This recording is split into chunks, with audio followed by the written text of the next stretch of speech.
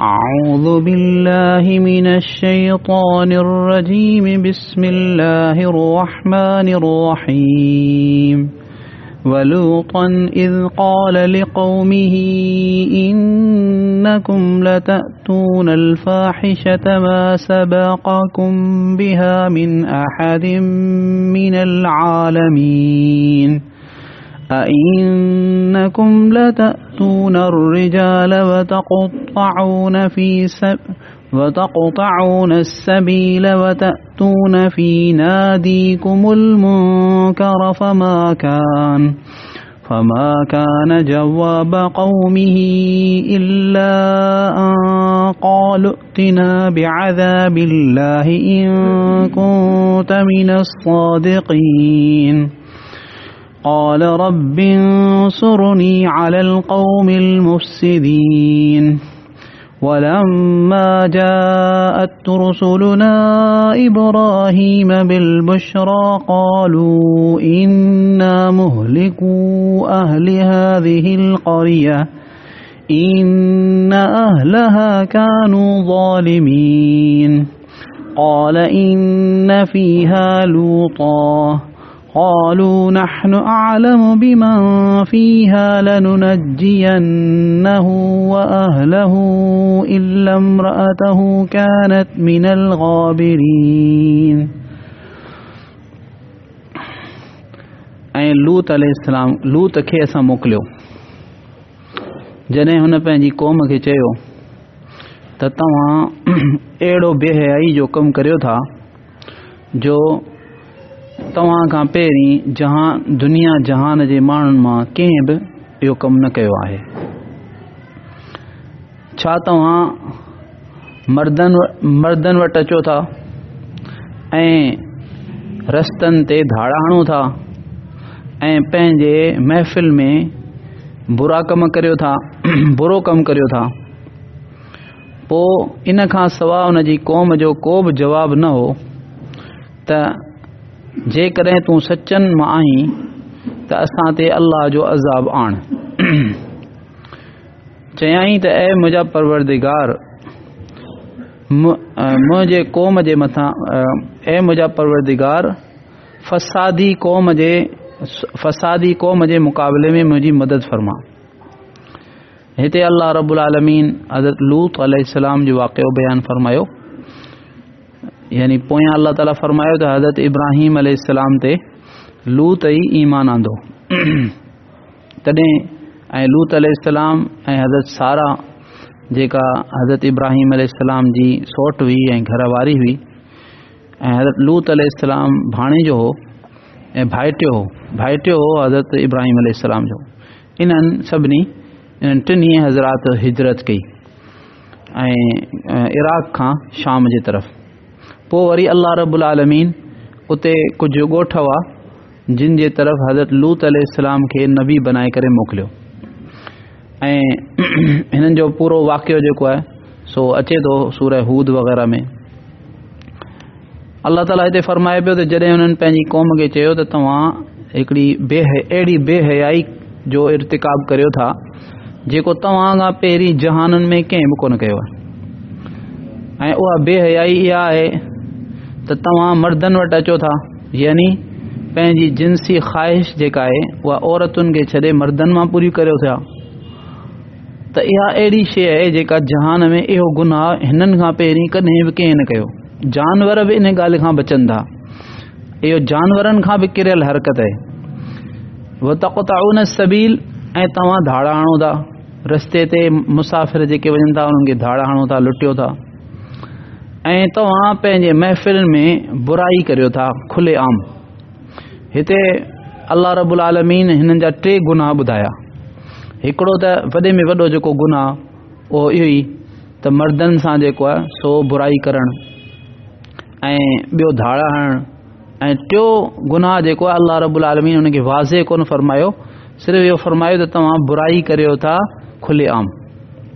हिते उलमा इकराम लिखियो आहे त हिकिड़ो त हर बुराई बुरी आहे, हर गुनाह बुरो आहे, पर जॾहिं उहो गुनाह खुले आम कयो वञे ऐं सभिनी जे साम्हूं कयो वञे त पोइ इहो यानी अञा वधीक बुरो थी थो वञे। हिकिड़ो को माण्हू बुरो कमु करे थो पर लिकी करे थो त उहो बि बुरो आहे, पर जेको ज़ाहिर ज़ूर करे थो त इन में इंतिहा दर्जे जी बेहयाई ऐं इंतिहाई दर्जे जी जुरत ऐं इंतिहाई दर्जे जी जेका आहे सो यानी तकब्बुर ऐं अजीब यानी हिकिड़े क़िस्म जूं इन में शयूं आहिनि, बुरायूं आहिनि जेके जमा थी वञनि थियूं। बहरहाल इहो कहिड़ो गुनाह हो? बाज़ फरमाईंदा त इहा ई बेहयाई जंहिंजो मथे ज़िक्र आहे, अल्लाह पनाह में रखे, माना ही खुले आम पंहिंजे महफ़िल में इहो कंदा हुआ। ऐं ॿियो इहो त यानी रस्ते हलण वारनि खे पथर हणंदा हुआ ऐं उन्हनि ते जेको उन्हनि सां पथर हणी उन्हनि सां मज़ाक़ कंदा हुआ। त गुनाह जेको ॿुधाया विया आहिनि। बहरहाल जेको बि गुनाह हो त अल्लाह ताला फरमाए थो तव्हां पंहिंजे महफ़िलनि में खुले आम जो गुनाह करियो था। पोइ हुनजी क़ौम जो आख़िरी जवाब इहो ई हो त जेकॾहिं तूं सचनि मां आहीं त पोइ असां ते अज़ाब आण। तूं थो चईं त हीउ जेको कुझु तव्हां करियो पिया अज़ाब वारा कम आहिनि न, पोइ तूं असांजे मथां उहो अज़ाब आणे ॾेखार, अल्लाह जो अज़ाब आण। हिते हज़रत लूत अलैहिस्सलाम अल्लाह ताला खां दुआ घुरी त या अल्लाह हीअ मुंहिंजी क़ौम फ़सादी आहे, हिन फ़सादी क़ौम जे ख़िलाफ़ मुंहिंजी मदद फरमा, यानी हिननि खे हलाक फरमा। पोइ अल्लाह रब्बुल आलमीन फरमायो वलम्मा जाअत रुसुलुना इब्राहीम बिल बुशरा, ऐं जॾहिं असांजा मोकिलियल फ़रिश्ता असांजा मोकिलियल इब्राहीम अलैहिस्सलाम वटि ख़ुशख़बरी खणी आया। असल में उहे ई साॻिया फ़रिश्ता जेके अल्लाह ताला हज़रत लूत अलैहिस्सलाम जी क़ौम ते अज़ाब ॾियण जे लाइ मोकिलिया हुआ, उन्हनि जो खे ॿियो अल्लाह ताला इहो कमु ॾिनो त तव्हां इब्राहीम अलैहिस्सलाम खे वञी ख़ुशख़बरी ॾियो त हुननि खे फ़र्ज़ंद थींदो, यानी हज़रत इसहाक़ अलैहिस्सलाम।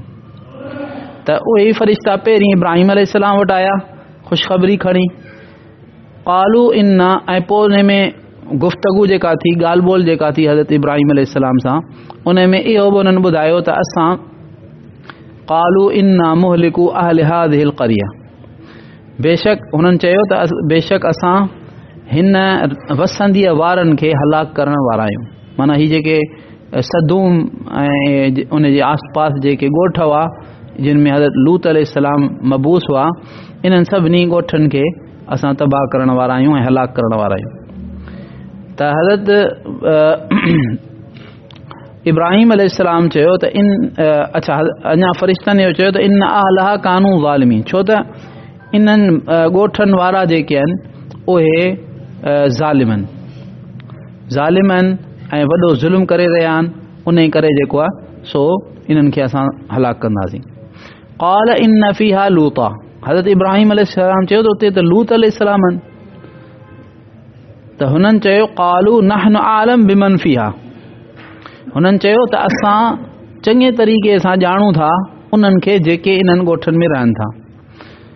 लनुनज्जियन्नहु व अहलहु इल्ला इम्राअतहु कानत मिनल गाबिरीन, असां ज़रूर बज़रूर उन खे बि निजात ॾींदासीं ऐं उन जे ताल्लुक़ वारनि खे, माना उन जा ख़ानदान वारा ऐं उन ते ईमान आणण वारा जेके आहिनि उन्हनि सभिनी खे असां निजात ॾींदासीं, मगर उन जी जेका ज़ाल आहे उहा कानत मिनल गाबिरीन, पोयां रहण वारनि में थींदी, शामिल थी वेंदी। छो त इहा मुसलमान कान हुई, हज़रत लूत अलैहिस्सलाम जी घरवारी मुसलमान कान हुई ऐं उन करे जेको आहे सो अल्लाह रब्बुल आलमीन इहो फ़ैसिलो फरमायो। त अल्लाह रब्बुल आलमीन पाण सभिनी खे सही तरह सां क़ुर पाक सम्झी करे उन ते अमल करण जी तौफ़ीक़ अता फरमाए। असुल यानी अक़ाइद त अल्हम्दुलिल्लाह जेकॾहिं क़ुर पाक जी सही तशरीह सही तफ़सीर मालूम कजे ऐं उन जे बारे में तस्दीक़ कजे दिल में त भई हीउ जेको कुझु ॿुधो पियो वञे ॿुधायो पियो वञे इहो हक़ आहे, सचो आहे, त इन सां ई अक़ाइद सही था थी वञनि। अक़ाइद जे लाइ ॿियो कुझु करण जी ज़रूरत कान थी पए, त घटि में घटि अक़ीदो त सही थी वेंदो जेकॾहिं माण्हू इहो ॿुधंदो क़ुर पाक ऐं क़ुर पाक जी तफ़सीर। बाक़ी अमल जे लाइ जेको त हिम्मत जी ज़रूरत आहे ऐं कोशिश जी ज़रूरत आहे, असां नियत करियूं त अल्लाह रब्बुल आलमीन जे सभिनी हुक्मनि ते हलंदासीं ऐं हुज़ूर पाक सल्लल्लाहु अलैहि वसल्लम जे तरीक़े सां अल्लाह जे हुक्मनि खे पूरो कंदासीं ऐं इन जे लाइ जेको त रोज़ाना बरकातु नमाज़ सलात तौबा पढ़ी पंहिंजनि पोयनि गुनाहनि खां तौबा करियूं ऐं अॻियां जे लाइ अल्लाह पाक खां तौफ़ीक़ घुरूं। त फरमाईंदा त अल्लाह जो वली थियण जे लाइ इहो ई काफ़ी आहे ऐं पोइ इंशाअल्लाह अल्लाह पाक उनखे आहिस्ता आहिस्ता ज़रूर तौफ़ीक़ अता फ़रमाईंदो त हू पंहिंजी ज़िंदगी खे बदिले। अल्लाह रब्बुल आलमीन पाण सभिनी खे अमली तौफ़ीक़ अता फ़रमाए। या अरहमर राहिमीन या अरहमर राहिमीन या अरहमर राहिमीन या ज़ल जलालि वल इकराम या ज़ल जलालि वल इकराम या ज़ल जलालि वल इकराम। अल्लाहुम्मा सल्लि अला सय्यिदिना मुहम्मद व अला आलि मुहम्मद कमा सल्लैता अला इब्राहीम व अला आलि इब्राहीम इन्नका हमीदुम मजीद। अल्लाहुम्मा बारिक अला मुहम्मद व अला आलि मुहम्मद कमा बारकता अला इब्राहीम व अला आलि इब्राहीम इन्नका हमीदुम मजीद। रब्बना ज़लमना अनफुसना व इन लम तग़फिर लना व तरहमना लनकूनन्न मिनल ख़ासिरीन। रब्बना आतिना फ़िद दुनिया हसनह व फ़िल आखिरति हसनह व क़िना अज़ाबन नार। रब्बना तक़ब्बल मिन्ना इन्नका अंतस समीउल अलीम व तुब अलैना इन्नका अंतत तव्वाबुर रहीम। व सल्लल्लाहु तआला अला हबीबिही मुहम्मदिन व अला आलिहि व अस्हाबिहि व बारिक व सल्लिम। आमीन आमीन। सुब्हानल्लाह।